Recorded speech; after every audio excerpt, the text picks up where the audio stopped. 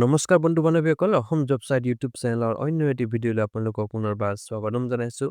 বন্ধু বান্ধৱীসকল Indian institute of handloom টেকন'লজিত গুৱাহাটীত নতুনকৈ 7টা পদ মুকলি হৈছে আজিৰ ভিডিঅ'টি আমি এই পদসমূহৰ বিষয়ে আলোচনা কৰিম ক'ত এপ্লাই কৰিব লাগিব কেনেকৈ এপ্লাই কৰিব লাগিব চেলাৰী কিমান দিয়া আছে গোটেইখিনি বিষয়বস্তু আলোচনা কৰাৰ চেষ্টা কৰিম সো পলম নকৰাকৈ ভিডিঅ'ৰ মেইন টপিকলৈ আগবাঢ়ো এইখিনিতে বন্ধু বান্ধৱীসকল যদি আপোনালোকে আমাৰ চাকৰিৰ আপডেটবোৰ ৰেগুলাৰলি পাই থাকিব বিচাৰে তেন্তে আমাৰ চেনেলক সাবস্ক্ৰাইব কৰি থব পাৰে কিয়নো আমি চাকৰিৰ আপডেটবোৰ ৰেগুলাৰলি এনেকৈ দি থাকোঁ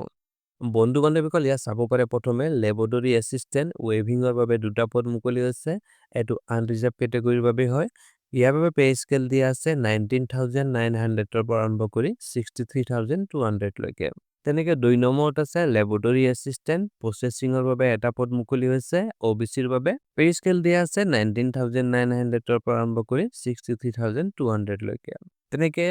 লেবৰেটৰী এটেণ্ডেণ্ট ৱৰ্কশ্বপৰ বাবে এটা পদ মুকলি হৈছে এটো আনৰিজাৰ্ভ কেটেগৰীৰ বাবে ইয়াৰ বাবে পে স্কেল দিয়া আছে 18,000 পৰা 56,900 লৈকে তেনেকৈ 4 নম্বৰত আছে লেবৰেটৰী এটেণ্ডেণ্ট ৱেভিঙৰ বাবে এটা পদ মুকলি হৈছে এটো EWS কেটেগৰীৰ বাবে পে স্কেল দিয়া আছে 18,000 পৰা 56,900 লৈকে তেনেকৈ শেষত লেবৰেটৰী এটেণ্ডেণ্ট প্ৰচেছিঙৰ বাবে এটা পদ মুকলি হৈছে আনৰিজাৰ্ভ কেটেগৰীৰ বাবে পে স্কেল দিয়া আছে 18,000 পৰা 56,900 লৈকে তাৰপিছত ইয়াৰ এডুকেশ্যনেল কোৱালিফিকেশ্যন আৰু এক্সপিৰিয়েঞ্চ বিচাৰিছে লেবৰেটৰী এছিষ্টেণ্ট ৱেভিঙৰ বাবে 3 বছৰৰ ডিপ্ল'মা কৰা হ'ব লাগিব ইন হেণ্ডলুম টেকন'লজি নতুবা টেক্সটাইল টেকন'লজি নতুবা handloom and textile টেকন'লজিত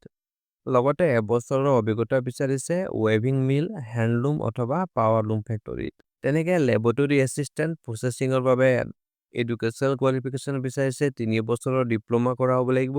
in handloom technology plus post diploma in textile chemistry নতুবা প্ৰচেছিঙত অথবা 3 বছৰৰ ডিপ্ল'মা বিচাৰিছে ইন টেক্সটাইল কেমেষ্ট্ৰি লগতে এবছৰৰ অভিজ্ঞতা বিচাৰিছে ডাইং লেব অথবা প্ৰচেছিং ইউনিটত তেনেকৈ লেবৰেটৰী এটেণ্ডেণ্ট ৱৰ্কশ্বপৰ বাবে এডুকেশ্যনেল কোৱালিফিকেশ্যন বিচাৰিছে মিনিমাম মেট্ৰিক পাছ কৰা হ'ব লাগিব লগতে 2 বছৰৰ অভিজ্ঞতা বিচাৰিছে কাৰ্পেণ্ট্ৰি নতুবা ব্লেক স্মিথ ৱৰ্কশ্বপত আৰু যিসকলে IITI ট্ৰেইনিং মেকানিকেল ফিল্টাৰ নতুবা কাৰ্পেণ্ট্ৰি কৰিছে তেখেতসকলক প্ৰাধান্য দিয়া হ'ব বুলি কোৱা আছে তেনেকৈ লেবৰেটৰী এটেণ্ডেণ্ট ৱেভিঙৰ বাবে আপোনালোকৰ এডুকেশ্যনেল কোৱালিফিকেশ্যন বিচাৰিছে মেট্ৰিক পাছ কৰা হ'ব লাগিব লগতে 2 বছৰৰ অভিজ্ঞতা বিচাৰিছে ৱেল্ডিং ৱাৰ্পিং এণ্ড ৱেভিং অপাৰেশ্যনত যিসকলে শ্বৰ্ট টাৰ্ম নতুবা এডভান্স চাৰ্টিফিকেট কোৰ্চ কৰি থৈছে ইন ৱেভিঙত তেখেতসকলক প্ৰাধান্য দিয়া হ'ব বুলি কোৱা আছে তেনেকৈ লেবৰেটৰী এটেণ্ডেণ্ট প্ৰচেছিঙৰ বাবে এডুকেশ্যনেল কোৱালিফিকেশ্যন বিচাৰিছে মেট্ৰিক পাছ কৰা হ'ব লাগিব লগতে 2 বছৰৰ অভিজ্ঞতা বিচাৰিছে ব্লেচিং নতুবা ডেইং প্ৰিণ্টিং এণ্ড ফিনিচিঙত যিসকলে শ্বৰ্ট টাৰ্ম নতুবা এডভান্স কোৰ্চ কৰিছে ইন প্ৰচেছিং ডেইং নতুবা প্ৰিণ্টিঙত তেখেতসকলক প্ৰাধান্য দিয়া হ'ব বুলি কোৱা আছে তাৰপিছত এজ লিমিট দিয়া আছে সকলো পদৰ বাবে 30 বছৰৰ তলত হ'ব লাগিব প্ৰাৰ্থীজনৰ বয়স অৱশ্যে SC ST OBC EWS প্ৰাৰ্থীসকলে চৰকাৰী নিয়ম অনুসৰি তেওঁলোকে বয়সত ৰেহাই পাব ইয়াৰ সিলেকশ্যন প্ৰক্ৰিয়া আপোনালোকৰ ৰিটেন এক্সাম আৰু প্ৰেক্টিকেল টেষ্ট হ'ব বুলি কোৱা হৈছে এতিয়া আছে হাউ টু এপ্লাই কেনেকৈ এপ্লাই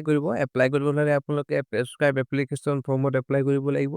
ফৰ্মখনৰ লগত আপোনালোকে কিছুমান ডকুমেণ্ট সেলফ এটেচ কৰি গাঁঠি দিব লাগিব যেনে educational qualification experience certificate as proof caste EWS certificate যদি প্ৰযোজ্য হয় এপ্লিকেশ্যন ফৰ্মখন আপোনালোকে স্পীড পোষ্ট নতুবা ৰেজিষ্টাৰ্ড পোষ্টৰ জৰিয়তে পঠাব লাগিব এড্ৰেছটো দিয়া আছে director Indian institute of handloom technology Jawahar Nagar Khanapara Guwahati 781022 আপোনালোকক মই এডভাৰটাইজখনৰ লিংক ডেছক্ৰিপশ্যনত দি দিম আপোনালোকে তাত গৈ ধুনীয়াকৈ প্ৰথমে এডভাৰটাইজমেণ্টখন চাই ল'ব তাৰ পাছত এপ্লাই কৰিব বন্ধু বান্ধৱীসকল আজিলৈ আহিছোঁ কিবা সুধিবলগীয়া থাকিলে কমেণ্টত জনাব মই ৰিপ্লাই দিয়াৰ চেষ্টা কৰিম বাই বাই